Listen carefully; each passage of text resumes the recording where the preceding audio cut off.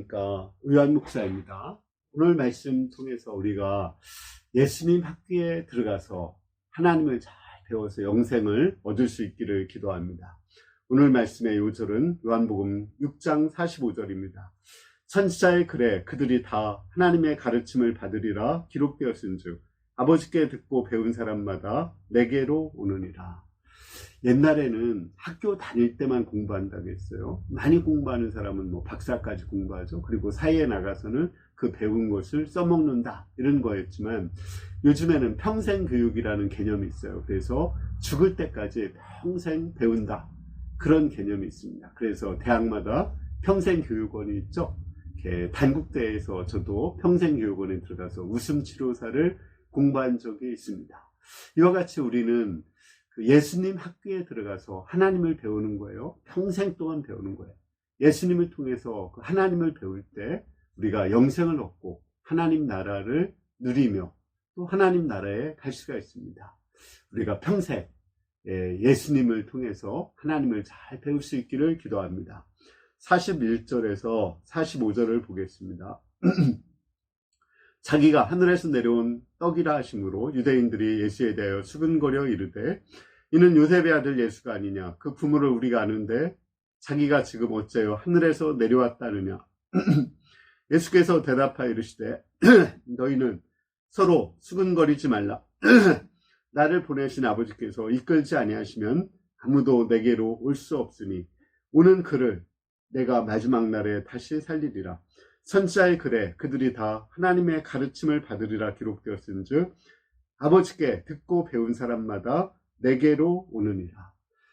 자, 우리 예수님이 떡을 달라고 하는 사람들에게 내가 하늘에서 내려온 산떡이라고 그랬어요. 그러자 우리들은 그 예수님의 아버지 요셉도 알고 어머니 마리아도 알고 그 형제들 야고보나 유다나 요셉도 아는데 네가 무슨 하늘에서 내려온 산떡이냐 하면서 수근거렸습니다. 그러자 예수님께서는 하나님께서 이끌면 나한테 온다고 말씀했습니다.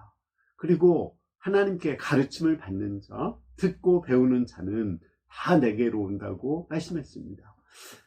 하나님께 듣고 배우는 사람들이 예수님을 하늘에서 내려온 산떡으로 믿을 수 있다는 말이죠. 그렇다면 듣고 배운다는 말은 무슨 뜻일까요? 첫 번째, 듣는다는 것은 순종한다는 거죠. 왜 내 말 안 듣느냐 이 말은 엄마가 이렇게 자주 얘기하죠. 그리고는 왜 내 말을 순종하지 않느냐는 거죠. 우리가 예수님 말씀에 잘 순종을 해야 됩니다. 그러면 그 예수님께서 그 하나님께로 우리를 인도해 주시고 또 하나님이 누군지를 알 수 있게 됩니다.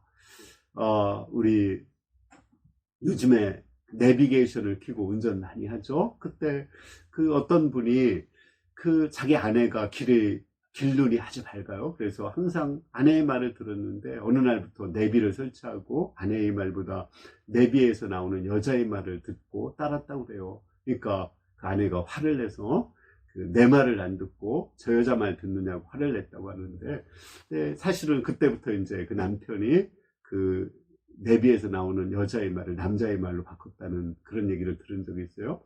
그와 같이 우리가 전혀 알지도 못하는 내비의 말도 듣고 따르는데 하나님의 아들 예수님의 말씀을 한번 들어보면은 그 예수님이 하나님의 아들이라는 것, 산떡이라는 것을 알 수 있다는 말입니다. 예를 들어서 베드로가 깊은 데로 가서 그물을 내려 고기를 잡으라 이 말씀에 순종했을 때 예수님을 하나님의 아들로 알게 되었죠.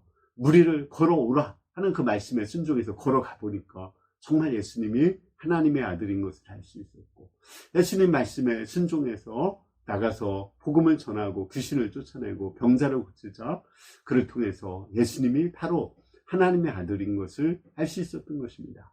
이와 같이 우리가 예수님의 말씀에 순종해 보면 예수님이 하나님의 아들인 것을 알 수 있습니다.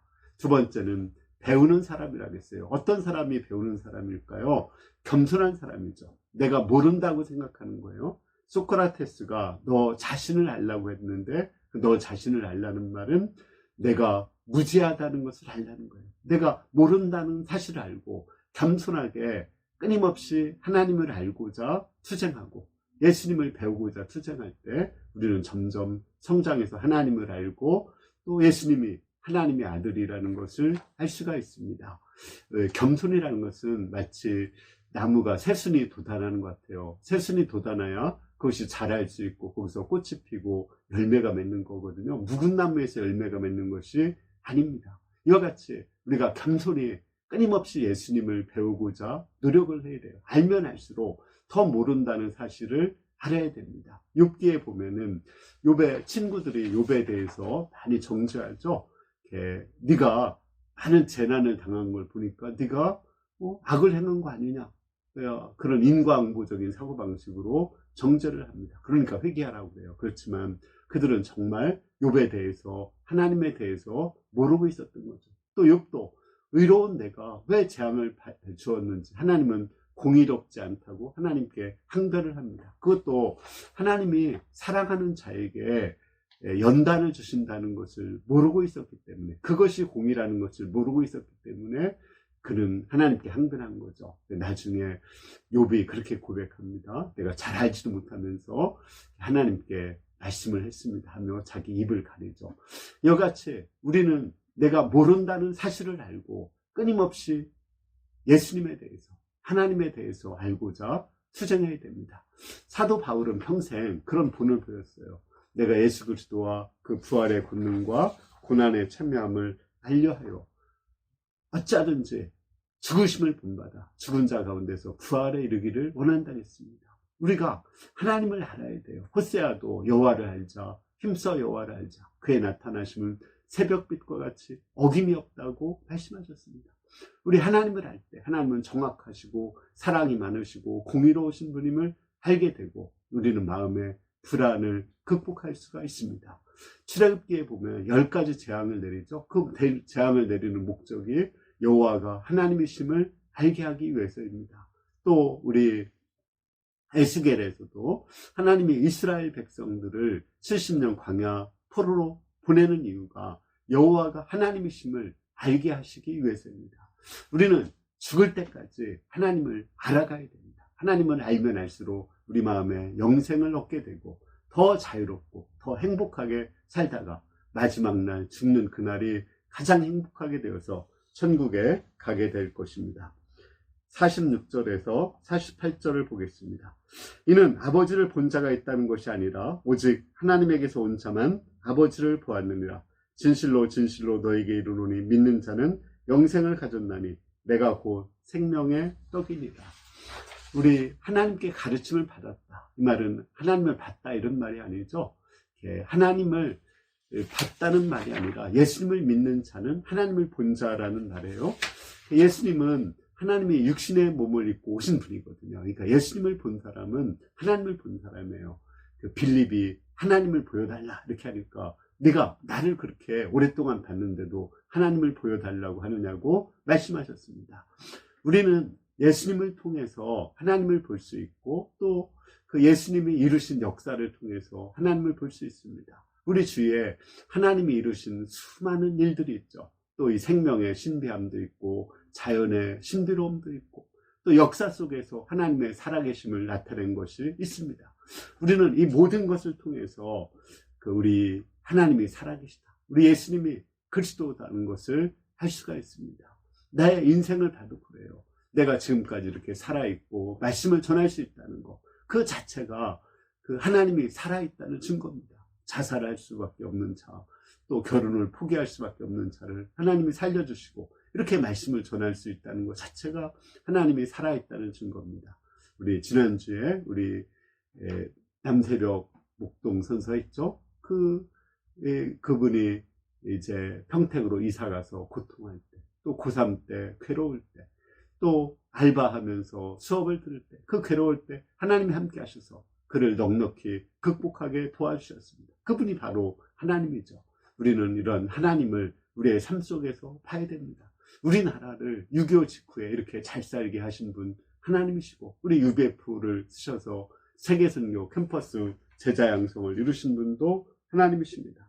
우리는 우리의 이런 역사와 자연을 통해서 하나님을 봐야 됩니다. 49절에서 51절을 보겠습니다. 너희 조상들은 광야에서 만나를 먹었어도 죽었거니와 이는 하늘에서 내려오는 떡이니 사람으로 하여금 먹고 죽지 아니하게 하는 것이라. 나는 하늘에서 내려온 살아있는 떡이니 사람이 떡을 먹으면 영생하리라. 내가 줄 떡은 세상의 생명을 위한 내 살이니라. 특히 우리는 예수님을 통해서 하나님을 배울 수 있어요. 예수님은 십자가에서 살이 찢기시고 그 살에 못이 박히고 살이 창이 찔리셨습니다. 그를 통해서 하나님이 어떤 분이신가를 알려주셨습니다. 하나님이 어떤 분이시죠? 우리를 사랑하시는 분이죠. 자기의 목숨까지도 생명까지도 내어주시는 그 사랑의 하나님이십니다. 우리가 예수님을 통해서 하나님의 사랑을 할 때 현재의 고난을 넉넉하게 극복할 수가 있습니다. 하나님의 사랑을 할 때 우리의 높은 자존감이 생기게 됩니다. 실제로 예수님이 십자가에 죽으신 것을 통해서 죄가 얼마나 무서운지를 알 수가 있습니다. 죄의 삭은 사망이요 그 후에는 심판이 있고 또 그 후에 죽어서 불과 유황으로 타는 못에 들어간다는 것을 우리는 십자가를 보면서 확인할 수가 있습니다. 그러므로 우리는 십자가를 통해서 하나님의 사랑과 하나님의 공의를 배우고 하나님과 사랑의 관계성을 맺고 다른 사람들과 사랑의 관계성을 맺을 수가 있습니다. 그리고 죄를 무서워하며 거룩하고 의롭게 살 수가 있습니다. 이를 통해서 우리는 영생을 얻고 하나님 나라를 누릴 수가 있습니다. 결론적으로 우리는 더 배울수록 더 오래 살수록 내가 모른다는 사실을 알고 더 겸손해야 돼요. 벼가 익으면 익을수록 고개가 숙인다고 하잖아요. 그것처럼 겸손하게 모른다는 걸 알고 우리 예수님을 통해서 하나님을 알고자 힘을 써야 됩니다. 그래야 영생을 얻을 수가 있습니다. 그러나 우리 마음속에는 교만이 먼지처럼 쌓이고 또 교만이 나이가 들수록 또 많이 할수록 더 많이 교만해져요. 권세를 가질수록 교만해져요. 일용할 양식 우리 다니엘서의 느부갓네살왕은 정말 그 꿈을 해석해주는 하나님을 만났고 또 그 사드락과 메삭과 아벳느고를 불 속에서 꺼내주시는 그 하나님을 만났어요. 그러고 나서도 그는 큰 권세와 위엄을 가진 그 제국을 건설하자. 야, 내가 이 모든 것을 건설했다. 이렇게 생각하고 하나님을 잊어버렸어요. 그러자 그는 짐승처럼 되어서 이슬을 먹고 짐승과 같이 살았다고 하잖아요. 그가 하나님이 이 모든 자기에게 권세를 주신 걸 깨달았을 때 비로소 정신이 들어오고 이제 다시 왕위를 회복할 수가 있었다고 합니다. 그와 같이 우리는 정말 눈을 들어서 하늘을 바라보고 하나님 앞에서 겸손하고 내가 아무것도 모른다 이 사실을 알고 우리 예수님의 십자가를 통해서 하나님의 사랑을 알고 하나님의 공의를 알고자 힘을 써야 됩니다. 그때 우리 마음속에 영생이 있고 자유가 있고 하나님 나라를 누릴 수가 있습니다. 우리가 평생 예수님을 통해서 하나님을 알고자 힘을 쓰는 가운데 우리가 나이가 들수록 또 죽는 그날이 가장 행복한 그날이 될 수 있기를 기도합니다. 감사합니다. 기도하겠습니다.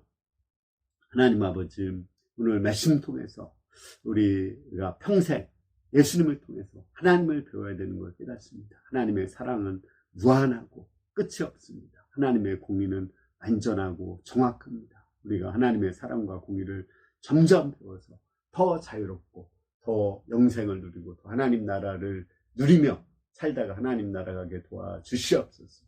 예수님의 이름으로 기도했습니다. 아멘.